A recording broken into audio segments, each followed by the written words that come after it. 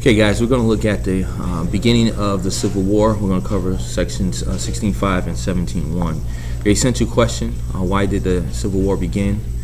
You should be able to answer these three things. Explain the issues that divided the nation. Secondly, you should be able to describe the strengths and weaknesses of the North and South as the Civil War began, and what each side felt was an advantage for themselves. And then lastly, I want you to identify leaders on each side of the war. So let's look at the beginnings of the Civil War. All right, you have the Confederacy in control of much of the South. We've had South Carolina succeeding from the South, yet the Union was in control of Fort Sumter, which is in Charleston Harbor. And so the South Carolinians felt that they were independent of the Union, therefore no Union soldier should have possession of any land in the southern area. And so they began to attack Major Robert Anderson, who was the commander of this particular fort. Anderson, under heavy fire, on days of fire from the Confederates, eventually surrenders this fort to the Confederates. And as it is noted, the people who watch from Charleston, as they've seen Fort Sumter being bombarded by the Confederates, watched as if it was fireworks going on. And so we have the first bullets flying in terms of the Civil War. So why was the nation divided? Right, here's the South's position. Basically, they believed that they had the right to lead the Union. Again, this idea of states' rights, the ability that they can have their own freedom and future in their own hands, and so they felt that they can break away from the Union. Secondly, they wanted to secure or preserve their way of life. Again, slavery being a major issue in the South in terms of their workforce and how they made a living. So the South felt like they wanted to be independent so that that way of life can be preserved.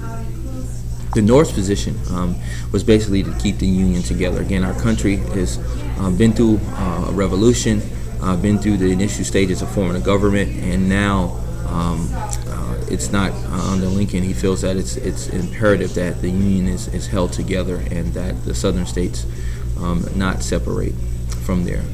Now, we did discuss that slavery is at the heart, the core of the Civil War, or what's taking place throughout the country from the Compromise of 1820.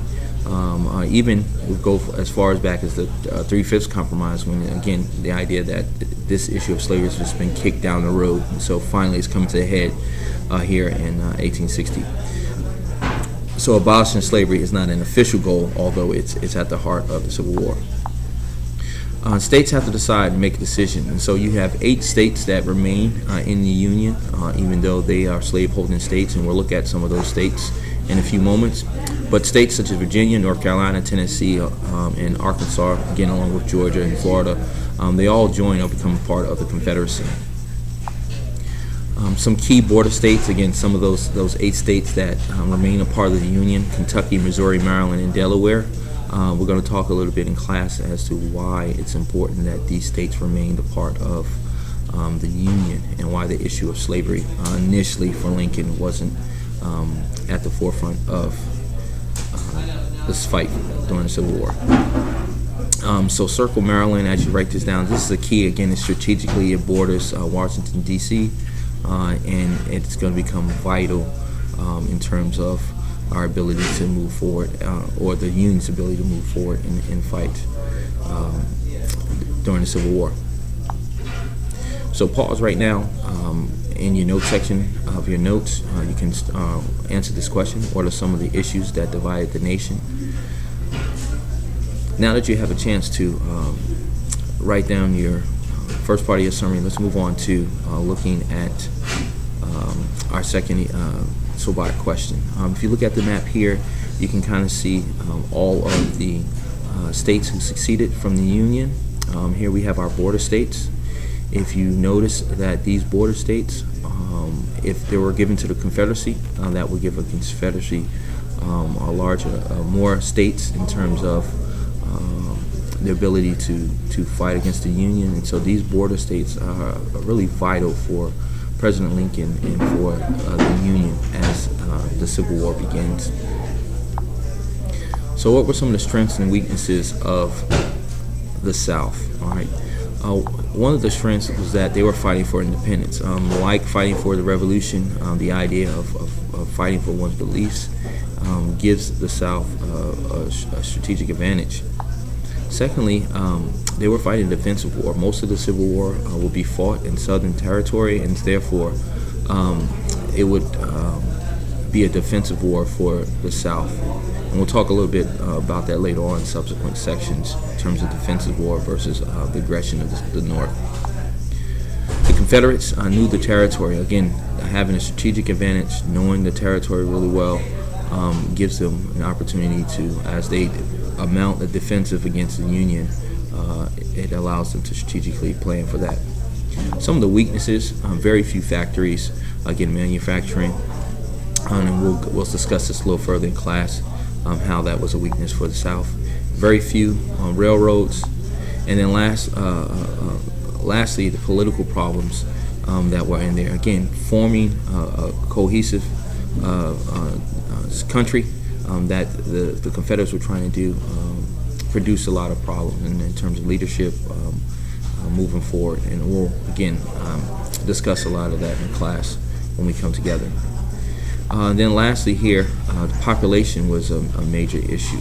When we look at the population of the southern states, you had 9 million versus 22 million in the Union or the northern states.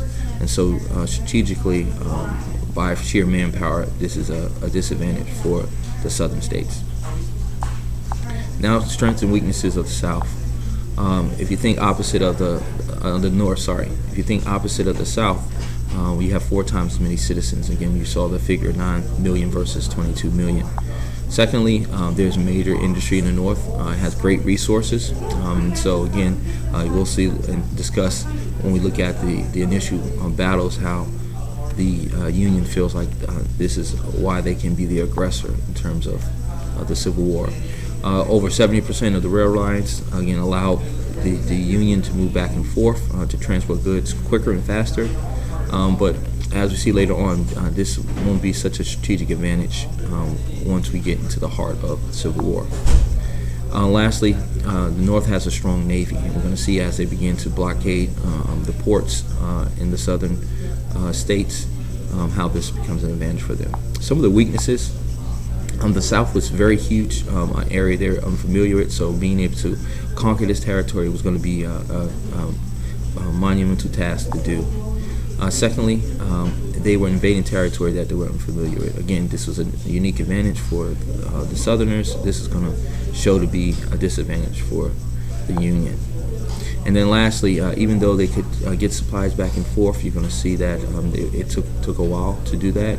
And once we see the destruction of some rail lines, it didn't amount to being an advantage for the Union.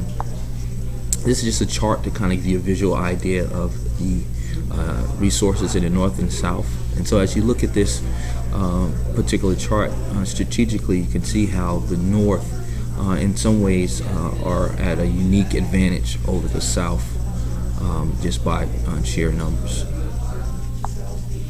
So pause right now, answer this question, describe the strengths and weaknesses of the North. Once you've done that, continue on in the video. Now that you've had a chance to answer your second part of your essential question, let's move forward and finish up and discuss some of the early leaders of the war. The South's leaders, again, as they break away, they have to form a leadership, so they settle on Jefferson Davis as the president. Again, Davis, he's able to garner the support of Robert E. Lee, although Lincoln also wanted the services of Lee because he was from Virginia, and Virginia being part of the Confederacy breaking away, he gave his services to Jefferson Davis. And then on the North side, leadership, as we look at the President Lincoln, again, 1860, he wins the presidency.